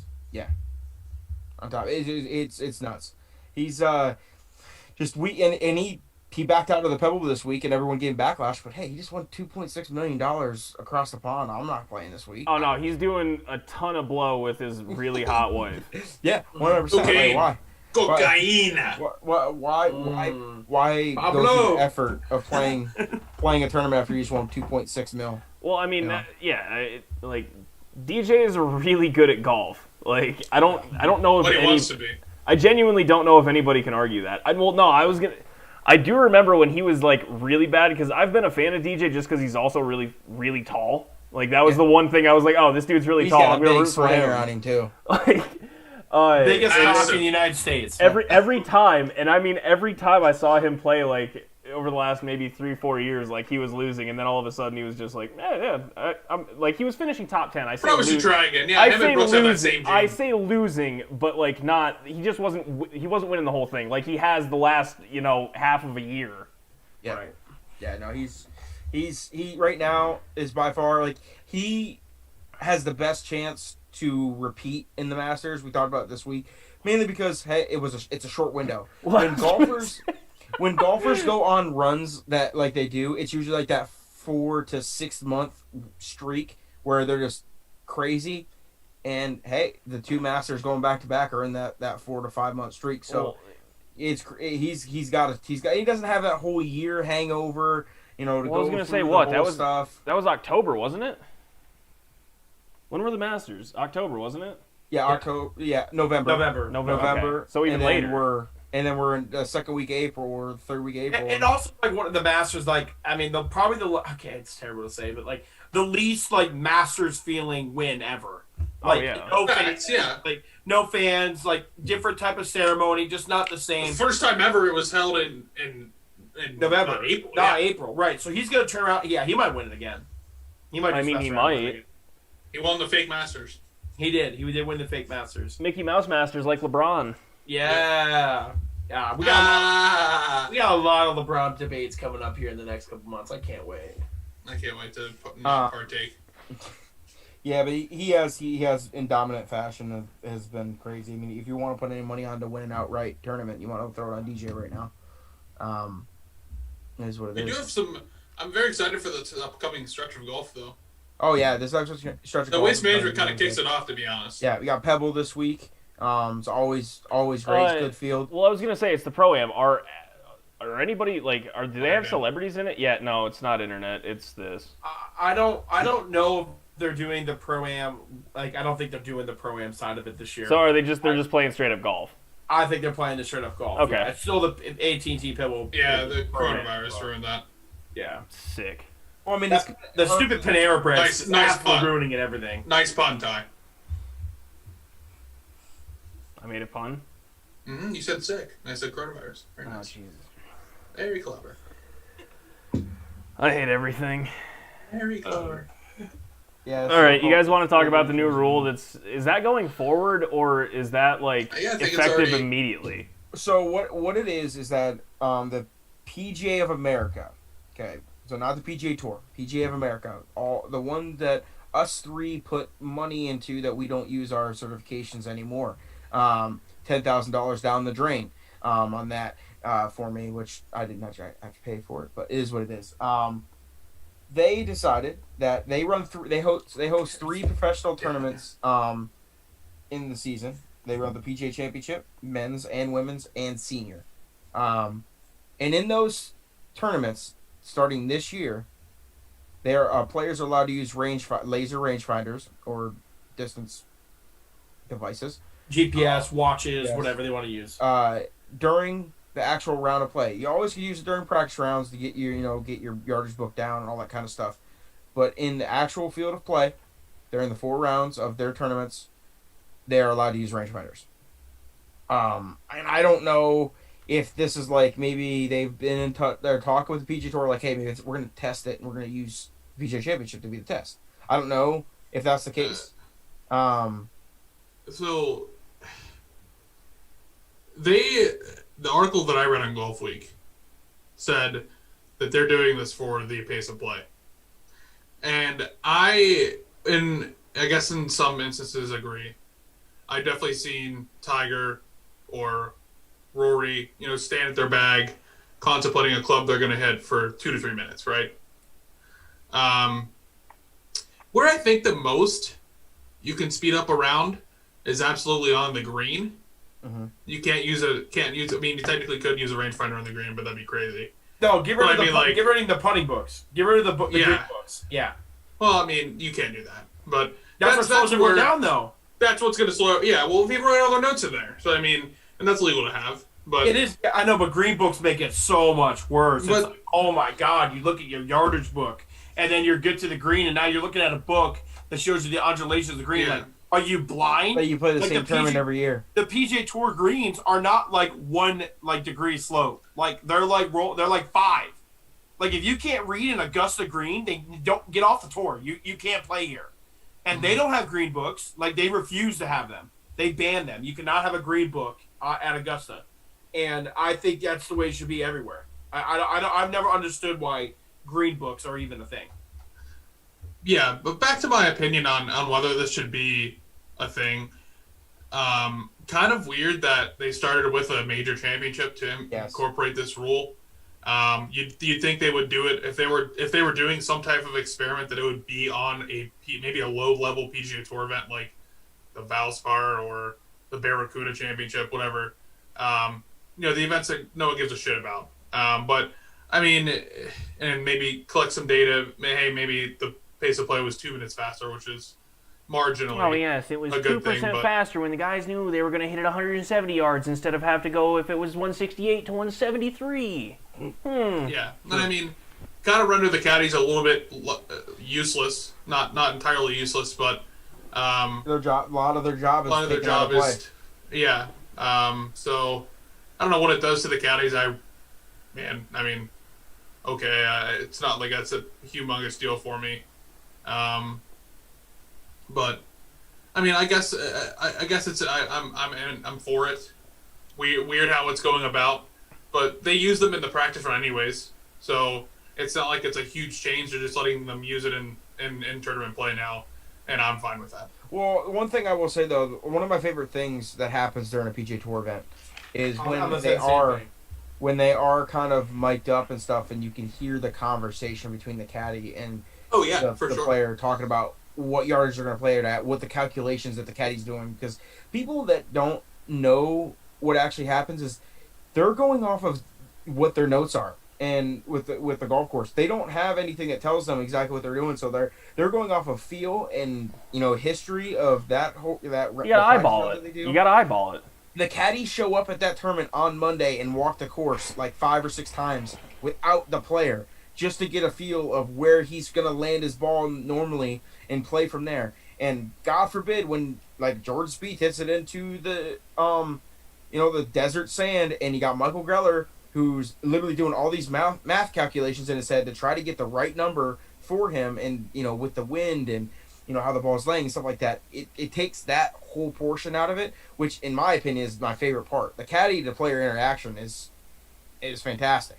And it's really fun to listen to, especially when it's down the stretch, because it even gets more intensified. See, like I agree agree. with you. Like I agree that my favorite part about watching golf is listening to Justin Thomas sit there and talk to his caddy, saying like, "All right, it's 132 to the flag, front edge is 126. I need to fly. I need the winds at the back. Actually need to land it. I need to hit it 124. Hope it lands on like 127. Checks and stops one bounce next to the hole. Right? Like we all love that conversation. They're still gonna have that conversation when they range it, because no matter what, when I'm playing golf and I range it, I'm like, okay, it's 151. I look at I'm like, all right, whatever, it's a 9-iron, and I'm like, okay, it's a 9-iron, and then I'm like, all right, where's the wind? Like, is it up or down? Like, where's the pin? Like, they're still gonna have that conversation.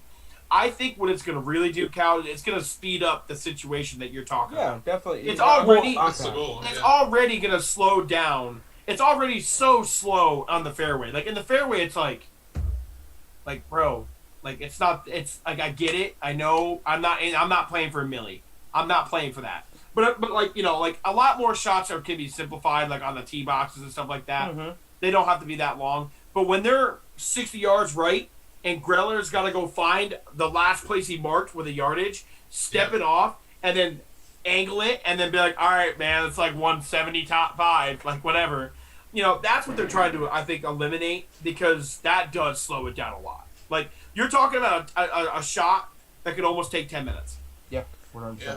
So So- that's what they're probably aiming towards. How I look at it, I'm perfectly fine with it. I do like when the caddy gives the wrong yardage and then golfer just absolutely roasts the shit out of him.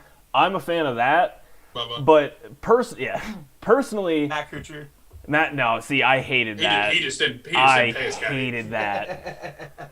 Oh, hey, this guy just helped you won. Here's $4,000. How much did you win? A lot. Yeah. No, I personally. Oh, god damn it. Let's- There we are. No, I personally don't have a problem with it, honestly. I don't really see a real issue with it, especially if I'm all over the place again, whatever. I really just don't Are you see. okay? Yeah, I'm fine. My screen's lagging. Oh, are you wired in? Evan, I hate you. Again, I don't see a problem with it. I don't have an issue with it. If it does speed it up, that's great, because the talking thing, the interaction between caddy and player are still going to happen. It's just going to take out the, like Kay just said, hey, let me, step bullshit. off 500, feet That's and make sure that we're still here. That is by far the most annoying thing that happens is when they step off 75 yards worth of green. Well, You know, yeah, right. and at the same time, like the environmental stuff, like, oh, the wind's still blowing, 20 miles an hour out of the northeast. Like, you still have to take all of that into account and That's play it that way. Yeah. So, Yeah, I agree. did it, what? That's what you said. Glitched You cut out. off. You're good. Yeah, Oh, like okay. I agree with they're trying to eliminate the 20-minute shot. Like that's what they're trying to eliminate. And like as much as we all love to like watch, but it makes the game a little less unwatchable. If you're not a diehard guy. Yeah. No, like it makes the game a little less unwatchable. But for someone who is gonna come in on a random Saturday and on a rainy day sit down and be like, oh, we're gonna watch somebody play in Florida. They're like, oh wow, they're rangefinder just like I do, and they're gonna hit their shot and they're gonna keep going. Rangefinder sales are going to go up because they're going to use Oh, my it. God. Yeah. Oh, well, they already have their guys who promote it, but now, like, Roy McIlroy's going to be holding the Bushnell V9. Yeah. Or whatever it is. Oh, yeah, no, these big companies are going to have to start shilling out some money now. Yeah. Rangefinders and watches are about to explode in I sponsorship think deals. Ricky's already sponsored by Bushnell. Bushnell. Sure. Yeah, he Yeah, has. he He has like. No, six I'm sure they already... He has more commercials than wins. So. Yeah, they... Baker. Yeah. Baker of the PGA Tour. Well, they actually kind of look alike. If Ricky grew out a beard, I mean, they kind of. Probably the same height, like 5'2". Yeah. All right. Do we want to do the miscellaneous ones? Yeah, I'm just down. Some quick Whatever you hits. guys. I hate you, Evan. Yeah, just some quick hits. Mine real quick. Just NHL. There's now like 5 teams affected. This is crazy. I didn't know this until you told me this. Yeah, before. there's now like 5 teams affected with COVID. They are getting postponed a week. That is reviewable, though. More can be put on it. The Devils and Sabres went from initially a week, and they're up to like 11 to 14 Buffalo. days now. And the reason this is a big deal is because now that schedules are getting moved around significantly, teams like the Blues and the Coyotes are now playing a 7-game series in the middle of the season because of the COVID protocol, and how they were supposed to play teams, they can't because they all got pushed back to like March. The Avalanche come back February 11th. They've been out for a week. There's literally like 6 or 7 teams now affected. The New Jersey Devils have like 16 affected players with COVID. That's crazy. COVID is running rampant in the NHL, and it's going to be a developing story. I will think, say, the further it goes. I will say, out of all of the commissioners of the major sports in the United States, Gary Bettman is the absolute nut low, and will no, make this situation Manfred worse. is Manfred in the Okay, MLB. until the whole Astros thing happened, Bettman with the lockout and everything. Bettman is second worst, but it's Robert Manfred. Well, Manfred with the cheating thing, yeah, but I'm saying like, Dude, he said their most hallowed trophy is a piece of metal. Bettman said that about the cup. Understand. People might go cut his neck with a skate. That's true. Like Nah. Canadians would be right. give him the sweet chin music with a skate. I'm genuinely not kidding. You can't call the Wait, most coveted piece of No, it'd be hardware. Like, it'd be like the movie that Will Ferrell was in. Semi-pro. Blades of Glory. No, Blades of Glory. Okay. Blades of Glory. Yeah. And like that one Yeah. move where they cut the Yeah. guy's head off. Yeah. Yeah, it's already messed up about how like, they're only playing teams in the conference, and this the way that the COVID schedule is going to go this year in the NHL. But It's Well, kind of I'm saying- sad. It's kind of sad. Like, sorry, I didn't mean to interrupt. It's kind of sad that they did all this. Like I thought it was going to be all. I thought they were Yeah. going to have no problems yeah, because of it. segregating, no crossing cities, and all that stuff. And they have the most problems. The NBA's beautiful. The NBA is running smoother than hell. yeah, I mean, And they go night to night. They're traveling 4 nights a yeah, week. the NBA, I mean, is the way to do it. They've mastered the bubble, even though they're not playing in a bubble now. Their people take all the precautions and everything, and Yep. I mean, Even if they didn't have it. They didn't have a case in the bubble. well, which is yeah, but insane. Neither did the NHL. yeah. I'm talking about how good the NBA has been since. But No, the out of tra- bubble, the travel it's been stuff, yeah. disastrous. Yeah, the travel stuff. But even the NBA have situations where like the Kevin Durant thing happened, which is utterly ridiculous. That a man was tested 4 times in one day, negative 4 times in one day. I mean, that's borderline assault. Putting those They- stupid things up your nose. And then they told him that one, you're not good to play, and they got tested at the game, came back negative, went out, didn't get the start. Which, by the way, he started 866 straight career games. Like he started every game he's ever played in. He started, which is a crazy stat for me. And then they pulled him out. Falling off. They pulled him out in the third quarter, because then he was contact tracing. Like even though that happens with the NBA and that's awful, they're still not having 6 to 7 teams not even being able to play for a month. So at the end of the day, you chalk it up. You know what I mean? It is what it is. But I cannot believe the NHL has like that big of an issue. Like, they are struggling right now. It's a shitstorm. There has to be some sort of not following guidelines. There's no way that they are all following guidelines, at least majority of the team, where they can't even have a roster. Like you're saying, there's 16 players from the Devils alone. Yeah, the the Devils have 16 players affected. Yeah, there's no way that they're following protocols. That's crazy. Sabres and Wild each have 9. The Devils have 16. The Avalanche are just out because they played the Wild. They haven't had any positives yet. It's just absurd. That's awful, man. That's terrible. That was mine. I just wanted to touch on that quick. Batman's going to start finding people. I think he already fined the Capitals because Ovi and one of the other Russians on the Capitals team were out. Yeah, that was really dumb what they did. Yeah. And then Ovi's wife got on her account and was like, "Oh, hey, well, maybe you don't know this, but they already had COVID over the offseason, so they can't get it again." It's like, that's not the point. Yeah, still got to take precautions. In the year of 2020 and 2021 in the world of sports, optics is the most important thing. Correct. All right, that was all I had. The Great American Race is Sunday with the Daytona 500. They just did the Clash. Actually, Ty, Bush you know how Chase Elliott was last because of his penalty. Yep. He actually was leading almost the entire time, wrecked on the last lap, and I think I can't remember who I looked at it. I just can't remember who won. Did they come again? He was right there. But it's their Super Bowl. It's really kind of NASCAR is really cool. Racing is weird. Pretty much their Super Bowl. Their biggest event is the kickoff. Yeah. Which is kind of cool. But then they bring it back around. You know what I mean? Yeah. They bring it back around. Yeah, dude, they go in a circle. No. They do the Daytona 500 again, and it's just it's the Pepsi 400. 400, yeah. Okay, it's the same thing. But they have now the playoff system and everything, and I think is actually really, really cool. I really started to get back into it this past year. But if I'm gonna be watching it on Sunday for sure, especially with football being over with and all that kind of stuff. Golf and racing, baby. Golf, racing, and baseball. Pitchers and catchers. 3 p.m. NBA prime time, baby. Yeah. Let's get it. But yeah, so we'll keep in touch there. I may have a NASCAR bet later in the podcast. So comment. You know what's the craziest thing about racing that probably not a lot of people who don't follow it know? Those dudes sweat. Oh my god! Like their bodies are 20 pounds, dude. Disgusting. It's disgusting how much weight they lose in a race.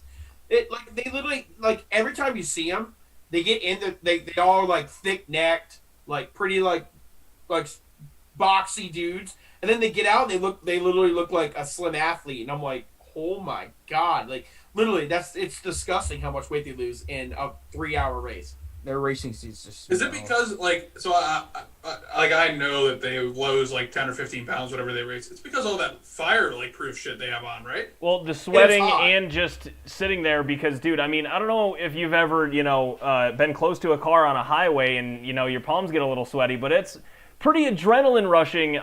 So it's burning literally you're going every like 190 or 210 or whatever. Yeah. Yeah, your adrenaline's running for like 4 hours straight. But also, you want to talk about getting locked in? Oh my! You gotta be locked in or you're dead. Yeah, correct. 100%. There ain't no. Shout out Dale Earnhardt. Yeah. Seems like that's the fastest way to lose some weight. Maybe I should do it. Well, it's hot out, and they race during the summer. It's hot out.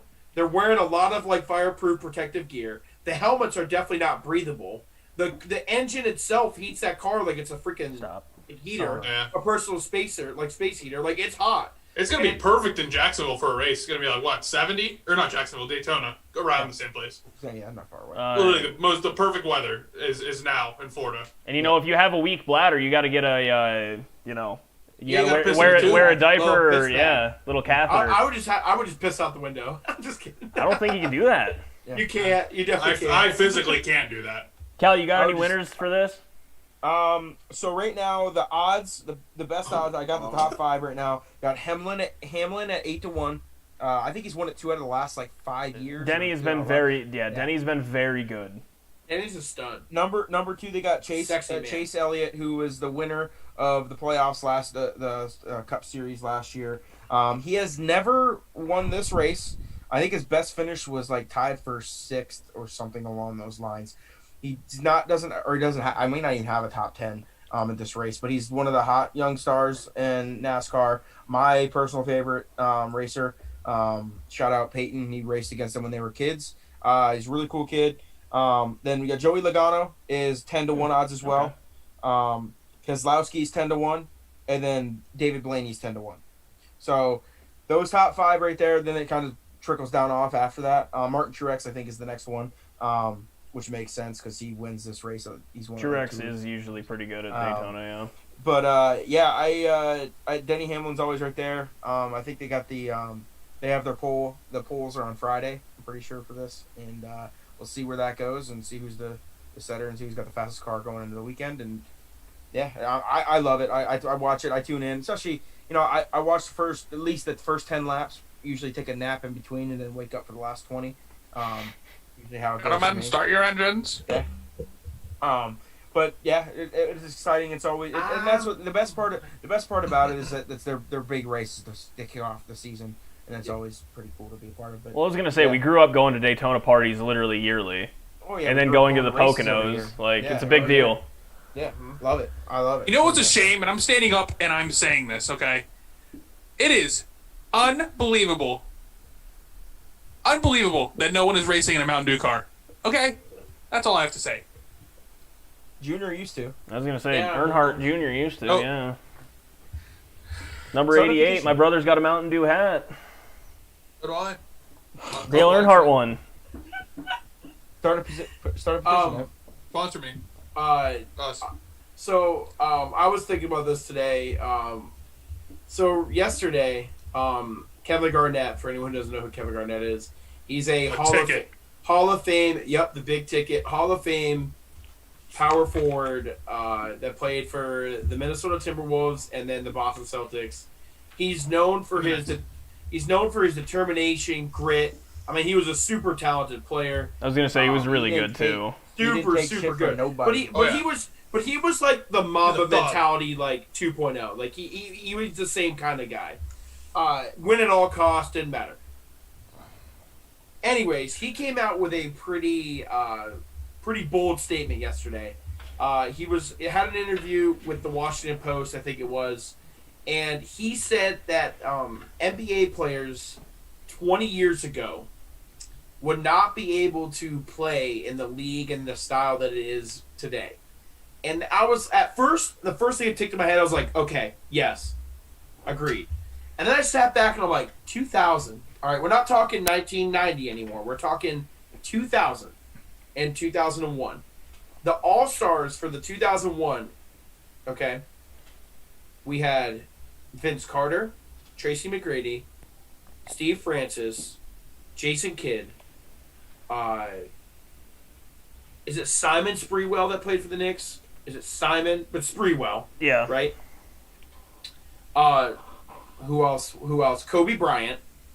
I was wait. You say Iverson? Iverson, sorry, I did not say Iverson. Iverson. McGrady. I already said McGrady. But I was sitting there thinking, I was like, are you guys kidding? How could those guys not play in 2000, 2001 today? Now, I will say, does some of them have the same career now as they did before? I don't think so. I don't know if Jason Kidd is the same player today as he was 20 years ago. Might be better because he could find that open dude. He might be better, right. But I'm just saying, I don't know. There's a couple guys with question marks. But you could pick up Allen Iverson and put him in the league today. That guy's going to do the same thing. Yes. You could do that with McGrady. Vince Carter played majority of his career. Vince Carter's an anomaly. Yeah, he played a majority of his career in the modern era. I just thought that was kind of crazy. But then I got to thinking, and this is where I draw the line. 30 years ago, so we're saying 1990, 1991, I agree with the statement. I truly do not believe that someone like Magic Johnson or someone like, oh my God, Stockton. John Stockton, yes, thanks, Evan. We talked about this earlier. John Stockton would have the same level of careers today as they did back then. Yeah, John Stockton would be a star at the local YMCA, and that's really about it. John Stockton, okay, that's a little crazy. John Stockton would be a TJ McConnell to me. Yeah. He would be a guy who can create, but he's like off the bench. He's not a starting point guard. Now, John Stockton's not guarding Steph Curry, Damian Lillard, De'Aaron Fox. It wouldn't even be close. Like every night. He's not playing those guys every night. No shot. He would be made a fool. So LeBron's better than Jordan then? No, because Michael Jordan Yes. is someone who could play in every era of basketball, and I don't think anyone needs to argue that. Well, But and anyways, see, this is my thing with his statement because no, I agree. This is my thing. I think that there was a caveat to it that like he could have definitely mentioned. We're not talking the all-stars of the generations. 20 years ago, we're not talking the all-stars. We're talking the league average dude. Steve Kerr's not playing right now, period. He's not even on a team right now. No shot. That's what I'm saying. We're not talking about the Kobe Bryants and the AIs and stuff. Like, he's not talking about, I would say, Kevin Garnett's peers. I don't think he was talking about his peers who I'm putting all-star level talent. I'm talking about Hall of Fame. I'm talking about, like, Big Baby Davis, who was on his team. He's not playing today. No. Like, that's how I took it, is we're not talking about the greats. We're not talking about even the all-stars or the all-pros or anything from those generations. But if we're talking about the league average dude, like maybe a Shannon Brown would be playing right now because he's super athletic, but like what else did he bring other than being athletic? Does Fisher have the same JaVale career? McGee won a championship last year. Like, But he was JaVale playing. McGee is 7'1", dude.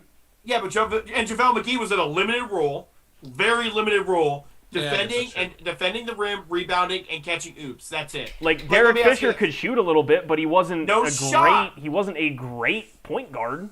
Derek Fisher does not, at the prime of Derek Fisher's career, he does not start on an NBA team right now. But okay, that's how I'm taking this quote. I'm not talking about like even the '90s All Stars. Like regardless of what you guys think, Magic and Stockton are both starting on a team in right now.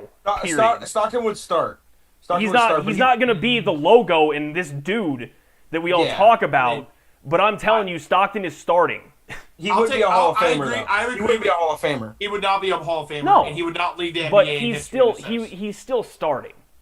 To I think- I discredit agree All with you with Magic Stars, I think Johnson. All Stars transcend generations because of their skill sets. Like Stockton was also a phenomenal ball handler. I mean, that's still coveted in the NBA. That's why I said he would not. It's not like he would he's not. not going to be the point scorer that he was, now, but he's still going to outhandle people and outpass people. I mean, he's going to be able to find, Danny Green to hit a three. Like, see, I think the way that I look at it is, I think if you're talking about like just to say two of like the premier all-star, I mean like premier like point guard, like guard level, like players. Karl Malone. Karl Malone's playing right now. He's Karl going to be Malone, yeah, like, absolutely. Karl Malone would dominate as a center in the NBA. who is it? Gary Payton. He's playing right now. He was super Absolutely, athletic. Yeah. But I'm saying like I think that John Stockton has a worse chance of being a starter than Magic Johnson does. No. I don't think anyone will argue that. Yeah, obviously. I think Magic Johnson would start on an NBA team.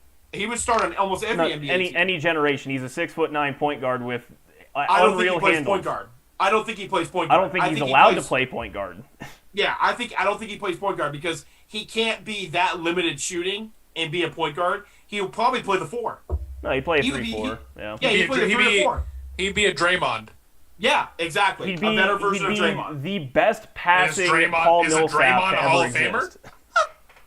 Draymond a Hall of Famer, Cade? No. I mean, if we're going off rings. No, he's not. I mean, the NBA, listen, the NBA he'll get is in. the Did you most see- lenient. He'll get in. The NBA is the most lenient Hall of Fame in all pro sports. He'll get in. So you know what? There He was- might get in. Draymond's getting Hold in. on, I gotta look it up.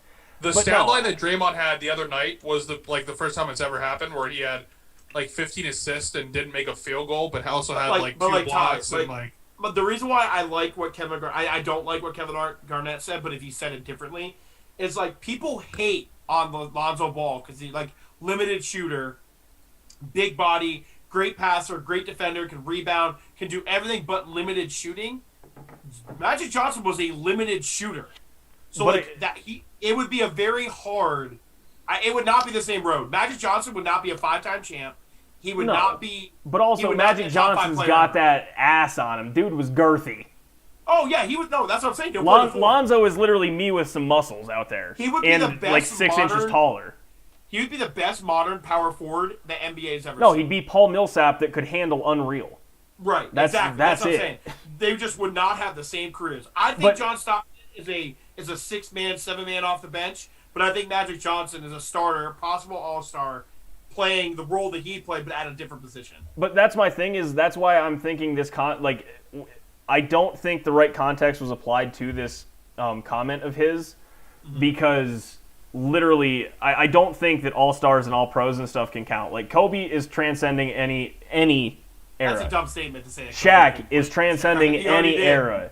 There are people out there. Hakeem Olajuwon will play in any era. I will say a young Shaq dominates in this era. No, Absolutely dominates. Magic and three-peat Shaq, yeah. Yeah. Like, you're talking, like, a young athletic Shaq, not the Miami, like, slow it down, like the Phoenix No, not Shaq. the dinosaur that ran 6 miles an hour. Yeah. Like, the guy who was literally, like, an athletic freak at 7'1" at LSU. Yeah, Yeah, that no, dude right there. like, that's what I'm gonna thinking is destroy because everybody. Kevin Garnett is a respectful dude. I don't think he's going to bury his peers like that and say none of you guys could play today because I don't think he thinks that. Yeah, I don't. I mean, it was just the way he said it though was pretty. No, and pretty he bold, didn't clarify pretty what bold. how you said it was how he said it is nobody from any other decade could play today. They'd blow an ACL said, yeah. on the second. He did. He Which- said he literally said that it's. Oh, so he had a flashy. clickbait statement. Yeah, He did. He said it was so it's so flashy, and it's so skilled that they will literally rip your MCL and ACL out of your knee mid-play. No, Like, and I don't disagree with that. If we're talking the league average player from today, and you go back even 20 years to when we were, 6, 7 years old, 110%, those dudes that are ripping darts as soon as they get out of the stadium, even 20, 30 years ago, are not competing with the dudes today. They're just yeah, not. like someone like Josh Richardson, that's a 3-and-D player for the Mavs, would be a borderline candidate if you dropped them in 2002 yeah, for like an all-star team. he's just the league has gotten better. That's not up for debate, which is a good thing for the league and both the Always. viewer. But Always. yeah, you're not taking a league average dude from 20 years ago. Again, I'm excluding all stars and stuff. You're not taking the league average guy and putting him on a team today. He's not even G League material. He's No. just not. No, it's tough.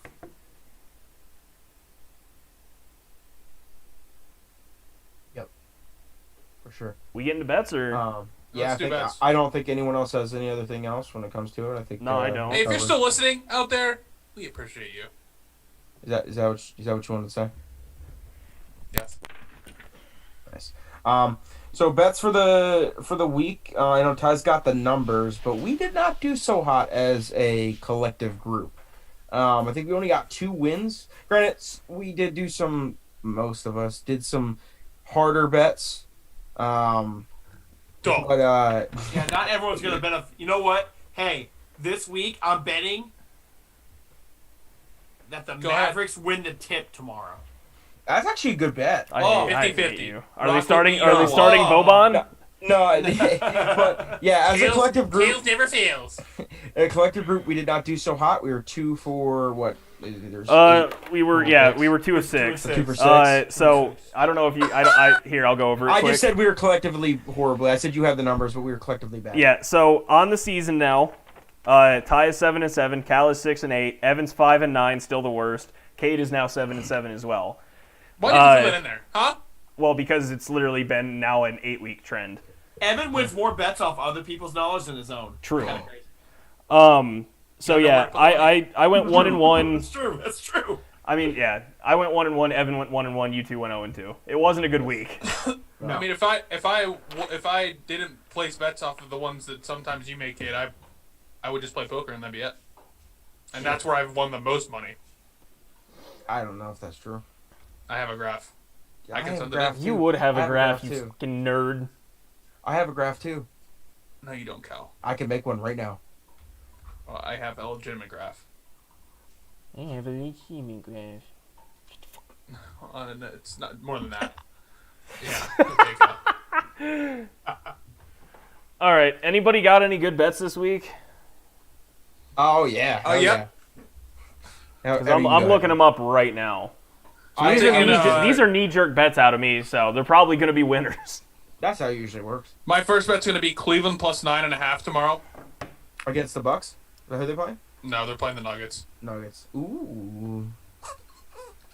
Have you not been paying attention to the Nuggets? Little sex land action. Yes. And have you been paying attention to Cleveland? They're decent. You still, I mean, the Nuggets. That's a lot of points. It's 9.5 points. I got them on by 10. Nuggets by 25. I'll take that bet. 25. That's got to be a plus something crazy on FanDuel. Oh, so I'm sure it is. Yeah, I'll tell you. Go ahead, Evan, while you're making your bets. I'll let you know. How do I bet on men's tennis? Oh, my God. Something I won't be doing. All right. Hold on. Give me 2 seconds. Minus 25.5 is plus 700. That's actually a lot lower than I thought it'd be. Yeah. That's I know. way lower than it should be. Imagine if I said Djokovic minus 8,000 to win tomorrow. Of course. Not one of us would be surprised. Not one of us would be surprised. All right. Well, for that, out of spite. Actually, this happens at 12:50 a.m. So should I not do a bet that happens before the thing comes out? No. Yeah, you shouldn't do that. Yeah. You know, if you're going first, you should have these ready. All right, I've got S. Caruso plus 156 tomorrow at 7 o'clock. Make sure you get the editing done. 7 p.m. or a.m.? PM. Make sure you get the editing done. Jesus. Okay, you're going to have to spell that for me. It's S. Caruso. Wait, I don't know. tennis? Yeah, I don't know his first name. Was this outright? Just What outright? are you betting? Money line plus 156. So against his opponent. Yes. Jesus Christ. I'll be looking at that one. I want to throw a little money on it right now. Okay, you can go Yeah, ahead, because Greg. you don't throw money on the other bets you tell people to take. Guys, by the way, he took someone who was plus 156. That's really not bad. The other guy minus 180. So eat me. Here comes minus 300. Brooklyn Nets. I am taking tomorrow NBA. I do an NBA every time. I am taking the Charlotte Hornets plus 4 against the Grizzlies. That's right. That's one I'm taking too. I have that. Hornets plus 4, huh? Yep. I have to switch now. Yeah, I don't hate it. That one too. I really like that one too. I had that. Yeah. How is Charlotte predicted to win this game and getting points? By matchup projector. How is that even a thing? Well, when you're a good bettor, you see those kind of things. And I'm going to do another NBA bet. I'm going to do 2 this week. I'm going to lay off on the golf for a week. Fair and I'll enough. come back to it. I am going to do the Milwaukee Bucks minus 4 against the Phoenix Suns. Worst team against the spread What in is the that? NBA. I know, listen, When is I that know. game, Cade? that game is at 10:10 tomorrow.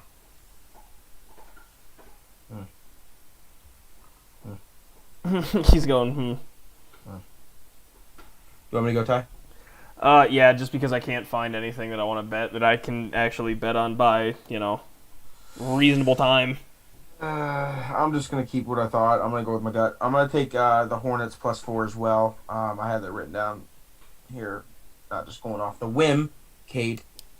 Off the whim, I picked that earlier. I'm just saying. Salvatore Caruso. So okay, I'm Taking parlaying those two, Hornets. by the way. Hornets plus 4, and then my bet of the week is going to be Ryan Newman top 10 plus 200, 500. Did you say Hornets plus 4 as well? Yeah, Hornets plus 4, and then Ryan Newman top 10 at the Daytona 500 plus 200. And another thing, Ty, Hamlin actually is a back-to-back. He's won back-to-back Daytona 500, so he's going for the 3-peat this week. Hey, can you tell me what Kyle Busch's odds are for a top 10? Also, yeah, just to spite Evan, Nuggets 9.5. Give me them. Love. I love it. A little pod fade action. I love Yeah, it. I'm about it. I'm about it. If you're a fan of the pod, you know to fade ends. So Kyle Busch is actually minus 125. Except for last week. Son of a bitch! He is plus 250 for top 3 though. Yeah, how much is he for top 10? Minus 125. Minus. Which is crazy to think. That's crazy. I mean, I picked him because he's good. yeah. You know what? What's the top 3? Kyle Busch top 3. I'm going 0-2 this week. Plus 250. Plus 250. Hey, I don't know. That's a good bet. I like that. Wow, what an easy bet. That's Top 3 really in a hard. field of 42? Have you heard of the big one? I got crushed when I placed a bet for plus 180 or whatever it was. So. This is plus 250. 250. It's double what you said, Ev. It's double. And Oh, also, oh, what's 180 times 2, Cade? Quick math! 360! Not even close. we Alright, have Evan some has a- absolutely wild bets this week. Oh, 100%. That's the fun of it. Evan has 2 locks. That's what Evan has. Well, Evan Yeah, has it's the easy safest to bet use. at the Cavaliers plus 9.5. So Safest? What do you mean? you're getting 10 points, dude. Yeah, I took a spread. What is the was that tomorrow? Unbelievable. Yeah, it's tomorrow. Why do I not see all these games? You got to go to the actual NBA thing. Yeah. I'm on it. No, you're not. You're Yes, I not. am on. They're minus 110 and plus 9.5. You took a minus 110? Yeah, okay. Yeah, that's a normal spread line. Yeah, Minus that's what they all 110. want. All the spreads are 110. Yeah, shut the front door. Hell, you might as well just pick the Cavs plus 350 money line there, big balls. No, I want the points. Okay, see? Safe bet. Of course. Okay there, bud. Why didn't you just take the Thunder plus 12 against the Lakers? That seems like an even better Wasn't bet. feeling it. Wasn't feeling it. Oh. Unbelievable. Unbelievable. He's just mad I bet it against Denver. Unbelievable. All right. Anyone got anything else, Dad? No, I think that's All of it. you people that are Oh, listening from one more Denver, thing, your hey, team one is going more to thing. lose tonight. One more thing. We Yeah, didn't you even beat touch you on beat that. Duke. He mentioned it And in the beginning. not only that, but Duke is below 500 for the first time. They did lose tonight. That's crazy. You can't get if Coach K doesn't have top elite NBA talent, he sucks. Prove me wrong. I might go put $10 on the Nuggets to win the championship. It's plus 2,700 right now. Sixers are like plus that on 1,400. Might as well just light that on That's the fire. Lakers. Lakers are plus 250. Oh, who's plus 1,400? Sixers. You have to stop shaking your head, bud. I don't know. I don't Sorry, know go. why. I don't know why you they're were that right. high. The Bucks are plus 700, which I think is way too high. I wouldn't take him at plus 10,000. The 76ers? Yeah. I would definitely take him at plus 10,000. Yeah, I'd put $1 on that. Evan says some stupid shit. Just keep moving. Regular season We'll see you MVP, there, bud. Nikola Jokic plus 440. Not a bad number. Joel Embiid plus 550. That's all I got. I'm really just dicking around at this point because I found like fun NBA bets to look at. I love fun NBA bets. Yep. Thanks for watching, everyone. Yeah.